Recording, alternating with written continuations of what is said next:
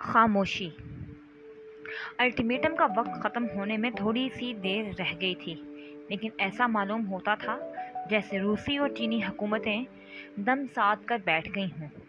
انہوں نے امریکی صدر کی تقریر کے بعد کوئی اعلان نہیں کیا تھا، البتہ ریڈیو اور ٹیلی ویژن سے یہ خبریں برابر نشر ہو رہی تھیں کہ ایشیائی ملکوں کے تمام سربراہ ٹیلی فون پر ایک دوسرے سے گفتگو میں مشغول ہیں۔ ساری دنیا کی فضا میں ایک عجیب سا کھچاؤ پیدا ہو گیا تھا۔ لوگ دھڑکتے دل کے ساتھ روس اور چین کی طرف سے کسی دوسرے اعلان کا انتظار کر رہے تھے۔ آخر امریکی وقت کے مطابق 3:30 بجے رات کو روس اور چین نے اپنے الٹیمیٹم کو نسخ کر دیا۔ یہ اعلان لاک میکڈونلڈ نے بھی اپنی بے چینی اور اپنے کمرے میں ٹہلتے ہوئے سنا۔ ان کی سمجھ میں نہیں آ رہا تھا کہ یہ سب کچھ کیسے ہو گیا۔ ایک ڈبیا تو امریکی حکومت نے فاروق سے حاصل کی تھی، مگر دوسری ڈبیا وہ امریکی حکومت کے ہاتھ کہاں سے لگی؟ لاک نے تو انہیں اپنے ڈبیوں کے بارے میں اب تک کچھ نہ بتایا تھا۔ تو پھر وہ سوچتا رہا اور ٹہلتا رہا۔ وہ سمجھ رہا تھا کہ اس واقعے کے بعد اس کے باقی 5 دوستوں نے بھی یہی سمجھا ہوگا کہ لاک نے بدعہدی کی ہے۔ اب وہ لوگ بھی ان ڈبیوں کو اپنی اپنی حکومتوں کے حوالے کر رہے ہوں گے۔ باقی ماندہ رات ٹہلتے ہوئے گزر گئی۔ لاک کی آنکھیں سرخ ہو چکی تھیں، لیکن نیند کا کہیں پتہ نہ تھا۔ یہ سرخی غصے کی سرخی تھی۔ اس کے بال بکھر کر پیشانی پر آ رہے تھے۔ وہ 4-5 گھنٹے تک برابر ٹہلتا رہا اور اب اس کی ٹانگیں درد کرنے لگی تھیں۔ آخر وہ اپنے بستر پر گر پڑا۔ ٹھیک اسی وقت منزلیں ڈوبی ہوئی ایک آواز کمرے میں گونجی۔ کیوں لاک؟ کیا بہت پریشان ہو؟ لاک ایک دم بستر سے کھڑا ہو گیا۔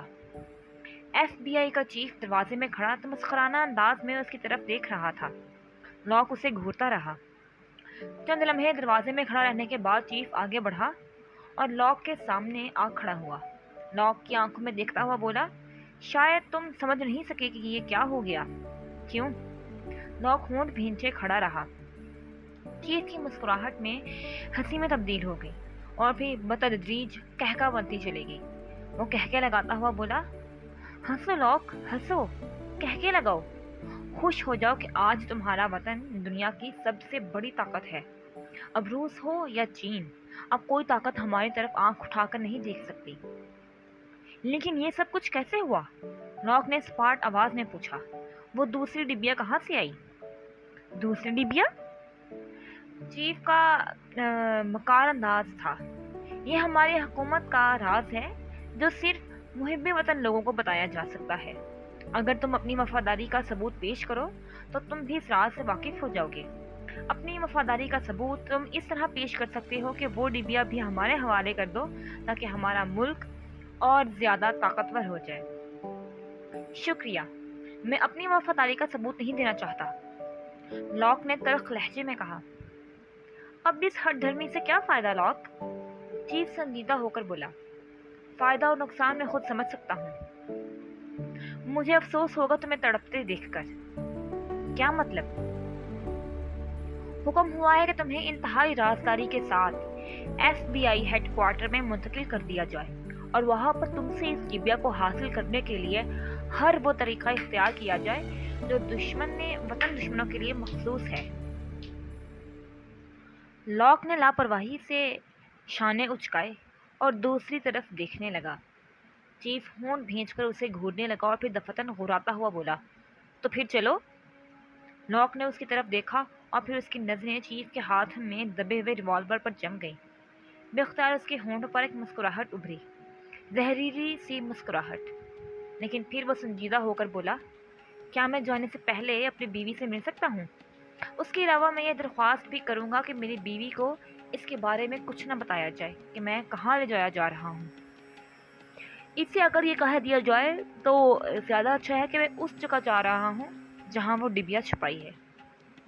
تمہارا مطلب ہے تمہاری بیوی پر یہ ظاہر نہ کیا جائے کہ تم نے وہ ڈبیا حکومت کے حوالے کرنے کا فیصلہ کر لیا ہے؟ ہاں، میں یہی چاہتا ہوں۔ یہی ایک معقول بہانہ ہے۔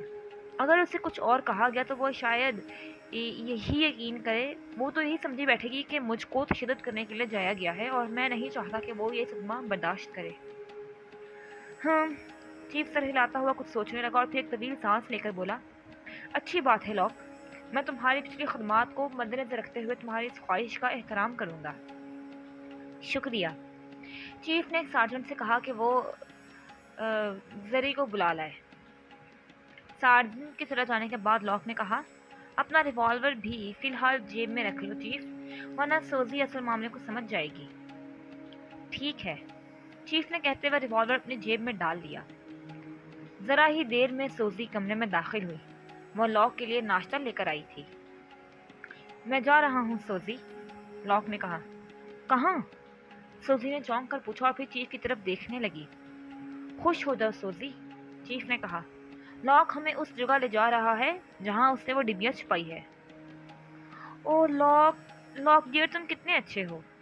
सोजी ने नाश्ते की ट्रे मेज पर रखकर लॉक के सीने पर सर रख दिया। लॉक ने उसे थपकी दी। मगर नाश्ता तो करते जाओ, सोजी ने कहा। नाश्ता? लॉक ने कहते हुए चीफ की तरफ देखने लगा। हाँ हाँ, नाश्ता कर लो, क्या हर्ज है, चीफ ने कहा। और फिर इस वक्त जब लॉक और सोजी नाश्ता कर रहे थे तो लॉक ने कहा, सोजी, मुमकिन है मुझको वापस आने में कई दिन लग जाएं, लेकिन फिक्रमंद ना होना। कई दिन? सोजी ने चौंक कर पूछा। हाँ, क्योंकि फौरन ही मुझे एक नई मुहिम पर भी रवाना हो जाना है। सोजी ने चीफ की तरफ देखा। चीफ उस बात में सर हिलाने लगा और फिर उसने कहा, लेकिन इस वाक़े के बारे में किसी को एक लफ्ज़ न बताना। यही कहना कि तुम नहीं जानती कि लॉक कहाँ है और यही जाहिर करना। लॉक ने तो परसों ही वो डिबिया हुकूमत के हवाले कर दी थी। हाँ, मैं यही कहूँगी, सोजी ने सर हिलाकर कहा। मैं समझती हूँ इस बात को। तुम एक ज़हीन मुहिब्बे वतन औरत हो, चीफ ने मुस्कुरा कर कहा। लॉक का चेहरा इस वक्त स्पॉट था, हर किस्म के जज्बात से आरी। मालनोफ का अज़्म। सुबह होते ही अमेरिकी हुकूमत ने ऐलान किया कि दूसरी डिबिया की गोलियां भी एक नामालूम मुकाम पर भेजी जा चुकी हैं और इन्हें किसी वक्त भी इस्तेमाल किया जा सकेगा। फिर दोपहर को अमेरिकी सदर ने टेलीफोन पर एक बार फिर तकरीर की। वो गरज रहा था, बरस रहा था, उसकी आंखों में गरूर की चमक और ताकत का नशा तैर रहा था। उसने ऐलान किया कि देत कांग गुरेले 48 घंटे के अंदर हथियार डाल दें, वरना इन्हें हाइड्रोजन बम की तबाहकारियों का सामना करना पड़ेगा। अमेरिकी सदर ने गरज कर कहा, अगर किसी मुल्क ने वियतनाम के मामले पर जुबान हिलाई तो उसे खाक कर दिया जाएगा। अमेरिकी फरमानरवा की आवाज़ में गज़ब की घन गरज थी। ऐसा मालूम होता था जैसे रूए ज़मीन पर दूसरा हिटलर पैदा हो गया हो। वही नहीं, उस वक्त सारी अमेरिकी कौम गरूर और अखुवत के समंदर में तैर रही थी और बाकी दुनिया में खौफ व हरास फैला हुआ था। त्रास्कीमगी के इस ज़मीन पर गुंडों का राज हो गया था। नतीजा ये हुआ कि दुकानें बंद हो गईं, कारखानों में ताला पड़ गया। अब इस बात का इम्कान पैदा हो चला था कि 3-4 दिन के अंदर अंदर कहत साली हो जाएगी। इन्हीं हालात की बिना पर कई और मुल्क में इनकलाब आया, हुकूमतें बदली, दुनिया के बेशतर मुल्कों में मार्शल लॉ का नफाज हो चुका था। अमेरिका के अलावा सारी दुनिया एक अजीब दौर से गुजर रही थी, एक ऐसा दौर जिसका इंतजाम बड़ा खौफनाक मालूम होता था। वाशिंगटन से एक ऐलान ये भी हुआ कि दुनिया के गोशे गोशे में जितने भी अमरीकी हैं वो बिला ताख़ीर अमेरिका पहुंच जाएं। सिर्फ सफारती नुमाइंदों पर इस ऐलान की तामील का इल्हाक नहीं किया गया था। नतीजा यह हुआ कि अमरीकियों का कसीर तादाद अपने वतन पहुंचने लगे, लेकिन अमेरिका से बाहर निकलने की इजाज़त किसी को नहीं थी, गैर मुल्कियों को भी नहीं। इमरान और बाकी 4 मुल्कों के जासूस भी वहीं फंस कर रह गए थे। इस वक्त फोटो के कमरे में उन सबका इज्तिमा था। वो ये गौर करने के लिए जमा हुए थे कि अब क्या करना चाहिए। फिल्म बनाना चाहिए, इमरान बोला। मेरा ख्याल है कि हम लोग हॉलीवुड प्ले में हैं, सब मिलकर फिल्म बनाएं और उसका नाम रखेंगे मौत की गोलियां। क्या ख्याल है मिस्टर इमरान? सरैबा खुश लहजे में बोला। हम लोग इस वक्त एक संजीदा मसले पर गौर करने के लिए जमा हुए हैं। इमरान ने एक ठंडी सांस ली और इस अंदाज में दूसरी तरफ देखने लगा जैसे उसको इस मसले से कोई दिलचस्पी ही ना हो। दूसरों ने उसे घूर कर देखा लेकिन कुछ न बोले। پھر وہ واپسی میں ہی آپس میں ہی گفتگو کرنے لگے۔ میرا خیال ہے، مالانوف نے اچھتی ہوئی نظروں سے سب کو دیکھتے ہوئے کہا، آپ لوگوں نے اب تک اپنی اپنی حکومتوں کو ان ڈبیوں کے بارے میں اطلاع دے دی ہوگی۔ وہ کہاں ہیں؟ سب نے اس بات میں سر ہلائے تھے۔ لیکن میرا خیال ہے کہ یہ سب بیکار ہوگا، مالانوف بولا۔ ہماری حکومتیں شاید ان ڈبیوں سے وہ گولیاں نکال سکیں جیسا کہ امریکی صدر نے اپنی تقریر میں کہا تھا۔ ہو سکتا ہے ان الفاظ میں دنیا کو دھوکہ دینے کی کوشش کی گئی ہو، حمید بولا۔ ہاں، نہیں، یہ ہو سکتا ہے، مالانوف نے سر ہلاتے ہوئے کہا، لیکن بہرحال اس بات کا امکان بھی ہے کہ ہماری حکومتوں کو ناکامی ہو۔ اس صورت میں کیا ہوگا؟ مالانوف سوالیہ انداز میں ان لوگوں کی طرف دیکھنے لگا، لیکن وہ لوگ کچھ نہ بولے۔ ایسا معلوم ہوتا تھا جیسے وہ صرف مالانوف ہی کے خیالات سے واقف ہونا چاہتے ہوں۔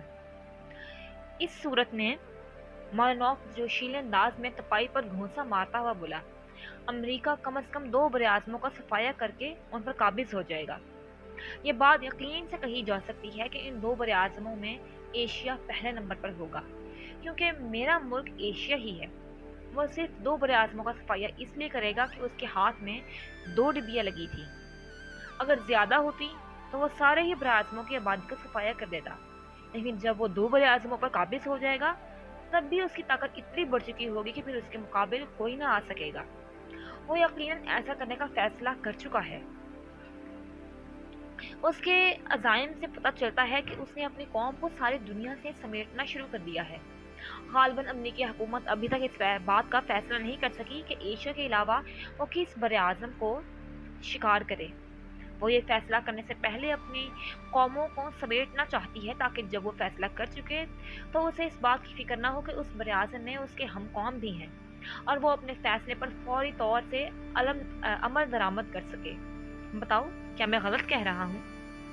چند لمحے خاموشی چھائی رہی۔ مالانوف نے ان لوگوں کو ایک سنگین صورتحال کا احساس دلایا تھا۔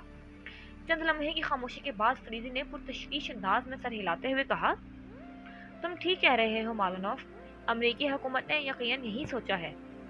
لہذا مالانوف جوشیلے لہجے میں بولا، اس سے پہلے کہ امریکہ یہ جان لیوا اقدامات کرے اسے خاک میں مل جانا چاہیے۔ ٹھیک ہے مالانوف، فلپ نے مخموم لہجے میں کہا، لیکن ہم کچھ نہیں کر سکتے۔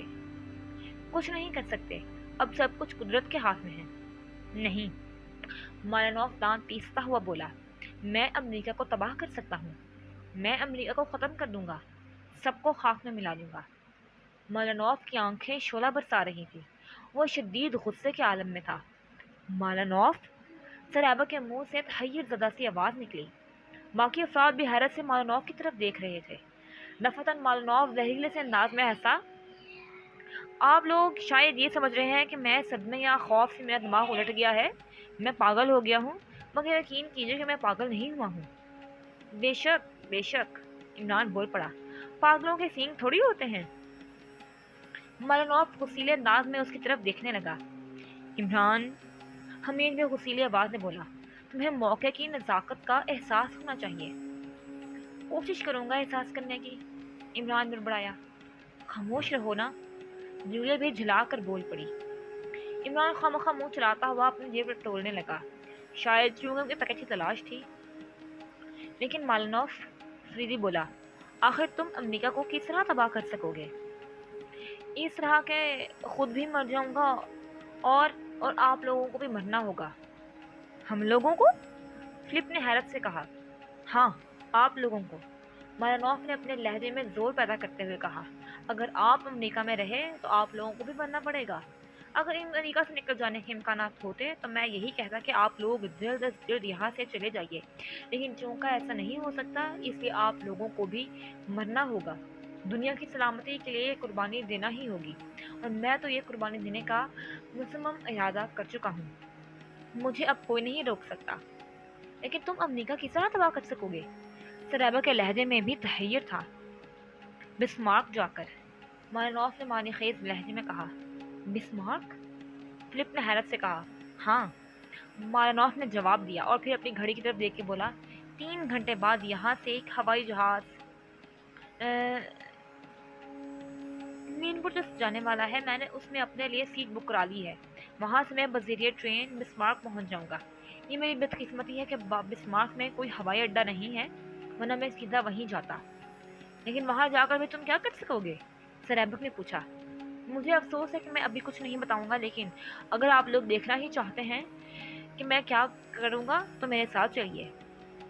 لیکن اگر تم ہمیں بتا دو کہ تمہاری اسکیم کیا ہے تو ممکن ہے ہم بھی تمہاری کچھ مدد کر سکیں۔ فلپ نے کہا، نہیں، مجھے کسی کی مدد کی ضرورت نہیں، میں اکیلا ہی اپنی اسکیم کو عملی جامہ پہناؤں گا۔ اگر آپ لوگ میرے ساتھ بسمارک جانا چاہتے ہیں چلیے، ورنہ چاہیں تو آپ کی مرضی۔ لیکن اگر ہم لوگوں نے ایک ساتھ سفر کیا تو شاید محکمہ سراغ رسانی لوگوں کی طرف توجہ دینے کے لیے مجبور ہو جائے، کیونکہ ہم سبھی غیر ملکی پاسپورٹ پر یہاں آئے ہیں۔ فریدی بولا۔ مارنوف نے سر ہلاتے ہوئے کہا، اس کے علاوہ یہ بھی ضروری نہیں ہے کہ اس جہاز میں اب تک اتنی سیٹیں خالی ہوں کہ سب سفر کر سکیں۔ خیر، اگر آپ لوگ دیکھنا ہی چاہتے ہیں کہ میں بسمارک میں کیا کروں گا تو مختلف جہازوں سے مین پوچس پہنچیے، میں وہاں آپ لوگوں کا انتظار کروں گا۔ وہاں سے ایک کرائے کی گاڑی لے لی جائے گی اور ہم سب اسی میں بیٹھ کر بسمارک جائیں گے۔ لیکن سوال یہ ہے کہ میں وہاں پر آپ کا انتظار کس جگہ کروں گا؟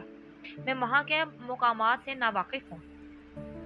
میں تمہیں وہاں کے ہوٹل کے بارے میں بتا دیتا ہوں، فلپ نے کہا۔ مجھے 2-3 بار منیپٹس جانے کا اتفاق ہوا ہے۔ تم اسی ہوٹل میں ہم لوگوں کا انتظار کرنا۔ کیا خیال ہے آپ لوگوں کا، چلیں گے؟ فلپ نے سوال کیا۔ واشنگٹن میں رہ کر بھی ہم لوگوں کا کوئی کام تو ہے نہیں، لہٰذا کہیں بھی چلنے میں کوئی حرج نہیں، سر ایبک نے کہا۔ پھر یہ بات طے ہو گئی کہ وہ سب بسمارک جائیں گے۔